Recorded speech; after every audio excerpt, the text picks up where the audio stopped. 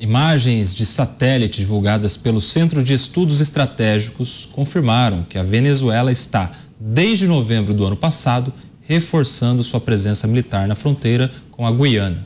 Nas imagens é possível ver o aumento de obras e a presença de equipamentos militares perto da região de Essequibo. Algumas áreas de floresta tropical foram desmatadas recentemente para a construção de novas infraestruturas e também é possível observar a presença de veículos blindados no local.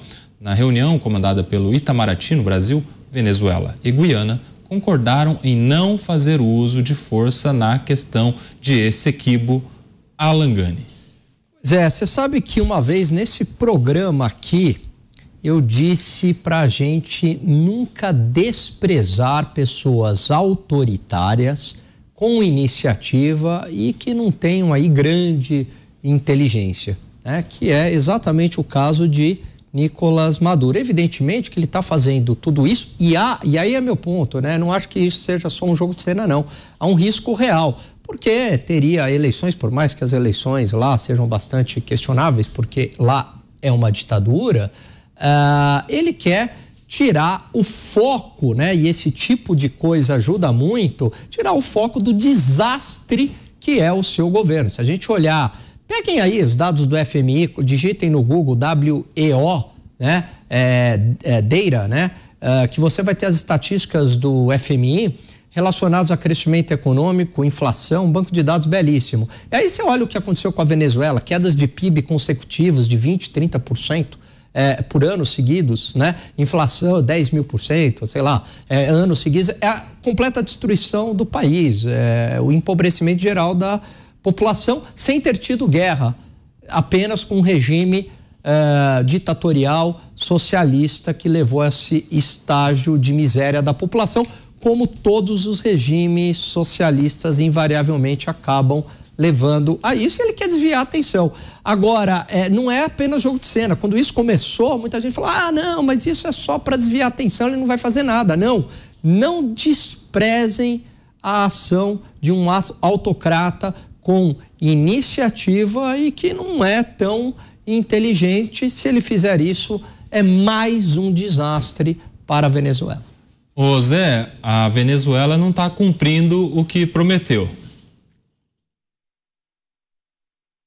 Alan, você tem razão sobre a capacidade dos ditadores de fazerem besteira.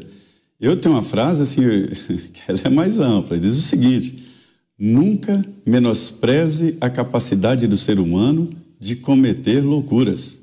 E esta é uma loucura muito grande e o Brasil foi obrigado a colocar os sinais claros de que não vai aceitar, para se ter uma ideia.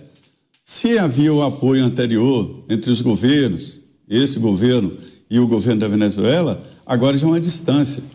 Houve ali um sinal amarelo de que, se anexar a Guiana e 70% de um país, anexar o país.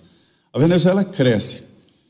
Por aqui, a gente conversa sempre com algumas pessoas ligadas exatamente ao sistema de inteligência internacional, uma interrogação sobre a capacidade de fogo da Venezuela. Houve um momento que a Venezuela, ela tinha uma supremacia aqui de armamentos. Isso que o Alan falou muito bem aí, naquela época áurea de extração de petróleo preço alto no mercado internacional, e a Venezuela tinha tudo para ser um país crescendo por aqui. E aí houve a instalação desse regime infernal lá atrás, né? E que o Maduro está seguindo, e aí o capital estrangeiro sumiu, a Venezuela não tem condições de montar refinaria, sentou em cima de um petróleo que não é uma qualidade tão alta como esse da Guiana, e a Venezuela hoje não tem dinheiro para atender a essa demanda de um regime que quer ser o pai de todos.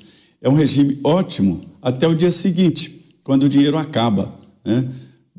O melhor programa social é investimento, é emprego, é crescimento econômico. E a Venezuela veio no sentido contrário.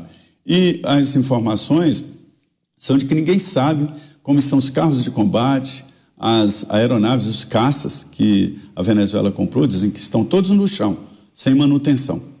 E muitos fuzis, e hoje conta, segundo informações, né, um exército muito grande de mercenários, um exército de pessoas que pagas por alguns países que querem apoiar a Venezuela e assim por diante. Agora, se entrar numa guerra assim, vai provocar um rombo muito grande, inclusive econômico, na Venezuela, que a situação não é boa, né? Uma guerra é cara, guerra é muito cara, e cara em todos os sentidos, em nível de estresse, em nível de pessoal, de mortes e em nível econômico, né? Então é cara em todos os sentidos. E eu não desprezo a capacidade do Maduro de fazer loucuras, não desprezo não, e nem o ser humano, a capacidade é muito grande de fazer loucura. Mas, enfim, o Brasil está mantendo a posição de não permitir o uso de terras brasileiras para esse tipo de ataque, faz sentido, e não apoia a situação, porque se ele crescer por aqui na região, é uma ameaça nova para o Brasil e um desequilíbrio.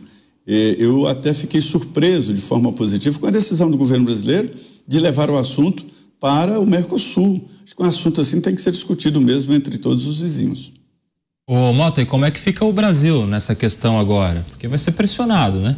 A maior potência da América do Sul, tem alguma ligação ali entre os presidentes que poderia de alguma maneira colaborar para o fim dessa intenção venezuelana de anexar o território da Guiana. Pressão agora no Itamaraty? O Maduro está testando, né? O Maduro está testando o mundo da mesma forma que muitos outros ditadores já fizeram antes dele. Por exemplo, de uma forma parecida com a que o Putin testou antes de invadir a Ucrânia. Ele colocou as tropas ali na fronteira e ficaram uns bons meses ali.